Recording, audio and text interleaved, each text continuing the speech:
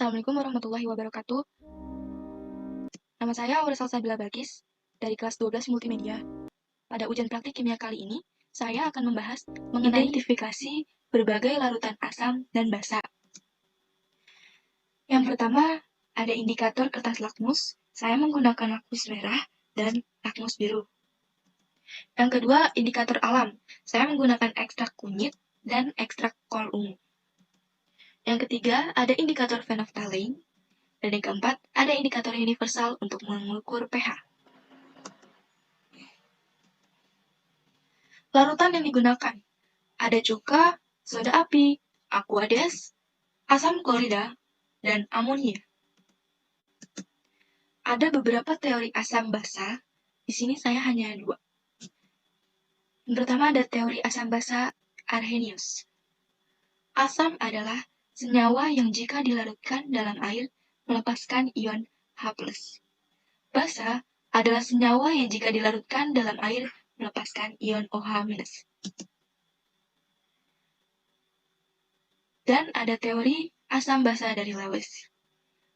Asam adalah akseptor pasangan elektron. Basa adalah donor pasangan elektron. Apa itu kertas lakmus? Kertas lakmus adalah kertas yang diberi suatu senyawa kimia sehingga akan menunjukkan warna yang berbeda setelah dimasukkan pada larutan asam maupun basa. Warna kertas lakmus akan berubah sesuai dengan larutannya. Perubahan warna yang mampu dihasilkan oleh kertas lakmus sebenarnya disebabkan karena adanya ore chain atau ekstrak lignis yang berwarna biru di dalam kertas lakmus. Lakmus biru dibuat dengan menambahkan ekstrak lakmus yang berwarna biru ke dalam kertas putih.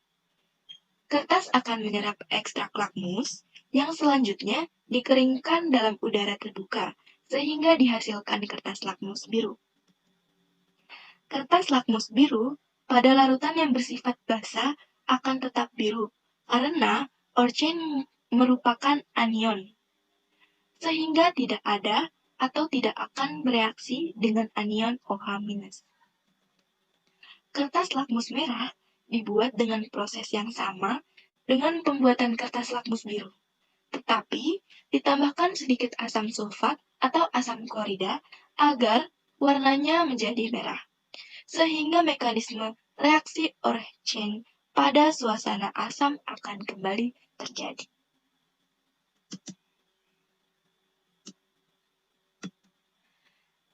Yuk kita masuk ke identifikasi larutan yang pertama.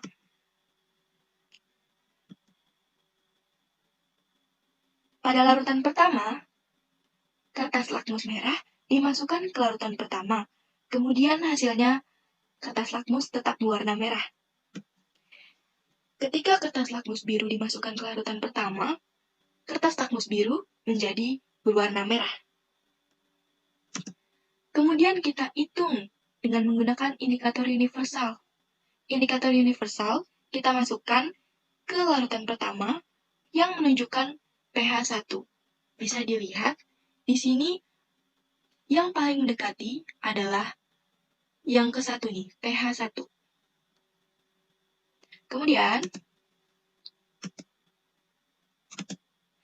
indikator alam. Kita uji lagi larutan pertama ini dengan menggunakan kunyit. Larutan pertama ini ketika diteteskan kunyit berwarna kuning. Kemudian kita uji lagi dengan menggunakan kol ungu. Akan tetapi kol ungu ini menjadi berwarna merah. Kemudian indikator phenolphthalein. Pada larutan satu ini, ketika diteteskan phenolphthalein tidak berwarna.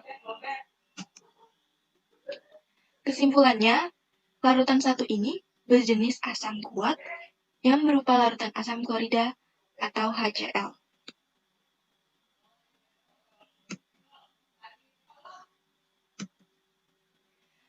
Sekarang kita identifikasikan larutan kedua yuk. Indikator lakmus. Ketika lakmus merah dimasukkan ke larutan kedua, lakmus merah menjadi warna biru. Kemudian ketika lakmus biru dimasukkan ke larutan kedua, lakmus biru tetap berwarna biru. Sekarang indikator universal. Indikator universal ini, kertasnya kita masukkan ke larutan kedua. Kemudian, menunjukkan pH 8. Bisa dilihat di sini. Yang paling persis dengan kertas yang sudah dimasukkan ke larutan kedua, yakni angka 8 atau pH 8.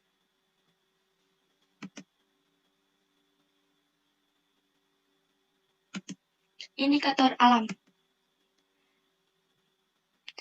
Ketika larutan kedua kita uji dengan kunyit, maka warna kunyit akan berubah warna menjadi oranye muda. Sedangkan kol ungu pada larutan kedua ini berwarna ungu kebiru-biruan. Indikator phenolphthalein. Jika di larutan pertama indikator phenolphthalein-nya tidak berwarna, justru di larutan kedua ini berwarna, yakni berwarna ungu muda.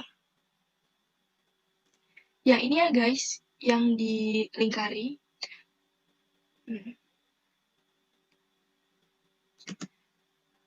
Kesimpulannya, larutan kedua ini berjenis larutan basa lemah yang merupakan larutan amonia atau NH4OH.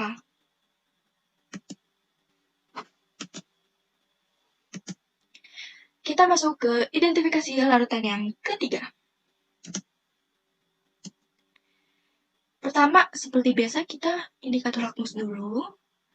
Ketika kertas lakmus merah dimasukkan ke larutan ketiga, warna kertas tersebut tetap merah. Sedangkan lakmus biru dimasukkan ke larutan ketiga menjadi merah. Kemudian indikator universalnya. Ketika kertas indikator universal dimasukkan ke larutan ketiga, ia menunjukkan pH 4. Indikator alam. Ketika larutan ketiga ini diuji dengan kunyit, menghasilkan warna kuning. Akan tetapi, jika kol ungu tetap berwarna ungu. Indikator phenolphthalein. Pada pengujian indikator phenolphthalein ini, larutan ketiga tidak berwarna atau tidak ada perubahan warna. Bisa disimpulkan bahwa larutan ketiga dan larutan satu itu sama-sama tidak berwarna. Maka, kesimpulannya adalah larutan ketiga berjenis asam lemah yang berupa larutan cuka atau CH2COOH. Mengapa dia asam lemah? Kita kembali lagi ke sini. Karena pH dia 4. Sedangkan pada larutan pertama ditemukan bahwa pH-nya adalah 1. Semakin kecil pH, maka semakin kuat tingkat keasamannya. Identifikasi larutan yang keempat. Ketika kertas lakmus merah dimasukkan ke larutan keempat, menjadi berwarna biru. Kemudian, ketika lakmus biru dimasukkan ke larutan keempat, tetap berwarna biru. Indikator universal. Pada kertas indikator universal ini, kita masukkan ke larutan ketiga, menunjukkan pH 10. Kemudian, indikator alam. Ketika larutan keempat ini kita uji dengan kunyit, maka akan berwarna oranye pekat. Lain hal dengan ungu atau dengan kol ungu, justru larutan keempat ini malah berwarna hijau. Indikator phenolphthalein. Ketika larutan keempat ini kita uji dengan indikator phenolphthalein, maka larutan keempat ini berwarna menjadi ungu pekat, seperti ini ya guys, yang telah dilingkari.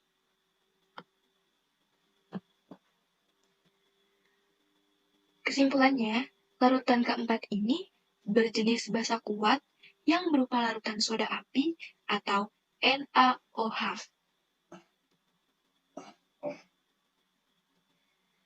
Kita masuk ke identifikasi larutan yang kelima. Indikator lakmus. Ketika lakmus merah dimasukkan ke larutan kelima, tetap berwarna merah. Kemudian, lakmus biru dimasukkan ke larutan kelima, tetap biru. Indikator universal. Pada indikator universal kali ini, larutan kelima menunjukkan pH 7. Indikator alam.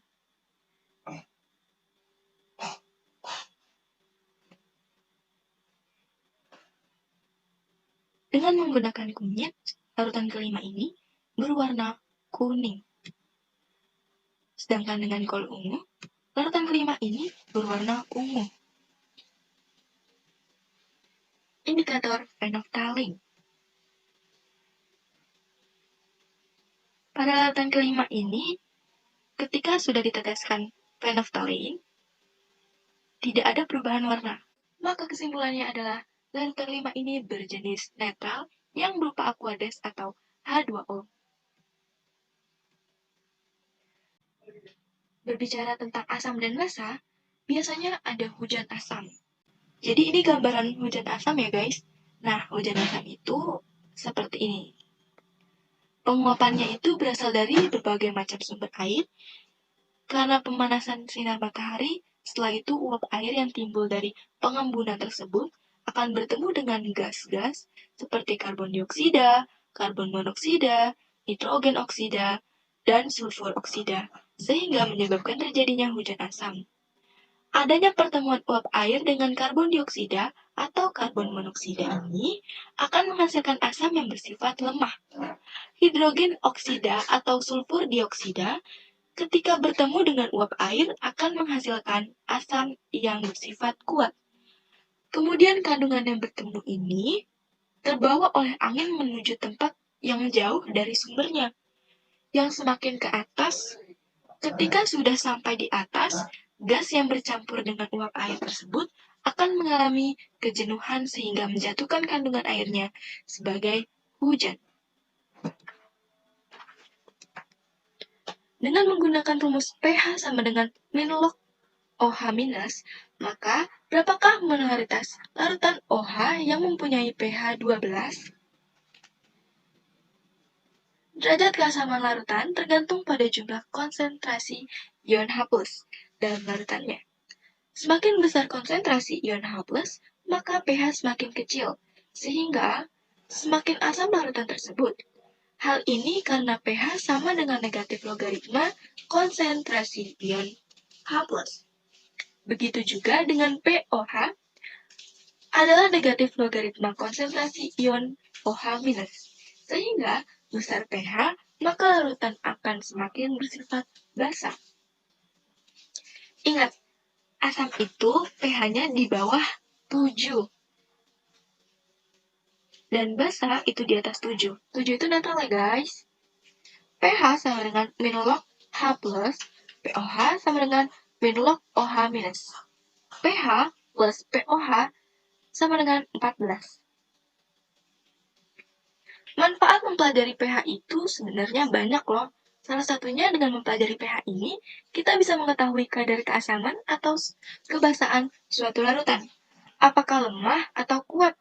Dan dengan begitu, kita bisa lebih pintar memilih untuk mengkonsumsi suatu larutan. Contohnya air mineral.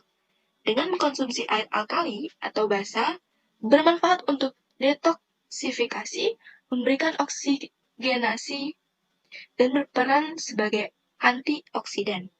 Dapat merubah pH, alkali juga dinyatakan dapat membantu menurunkan berat badan, mencegah diabetes, dan menyembuhkan psoriasis.